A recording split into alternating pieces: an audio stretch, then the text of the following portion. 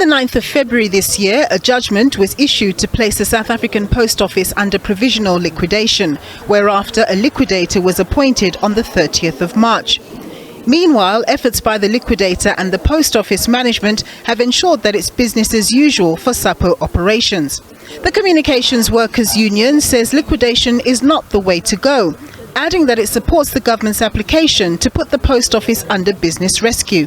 We feel that under these circumstances, Post Office should go to that process so that at least at the minimum, we can be able to save jobs. Because if you look at the debts of Post Office amounting to just over 9.4 billion rands, it's something with the bailout that has just been given, over 2 billion rands, is something that cannot be mitigated immediately. So it's something that needs a process, but at the same time, you need a turnaround strategy that will assist Post Office to revamp its own business.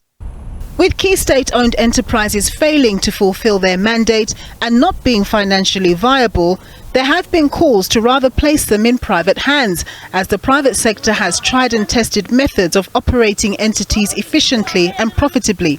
But there are genuine concerns that the profit motive will lead to the vast exclusion of already marginalized members of society who depend on the Post Office services.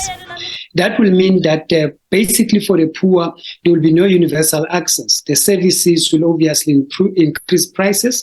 So it means that where Post Office was servicing in the rural and in outskirts of the area where the profitable business might deem that area as not workable or not profitable, might shut down that network. So it will be a very negative impact to the poor.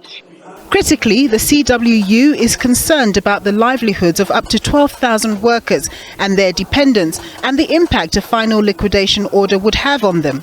They argue that the business rescue process is a far better option, with the potential to transform the Post Office with the salvaging of a lot more jobs than a liquidation process, which would result in the complete shutdown of the Post Office and therefore the jobs associated with it.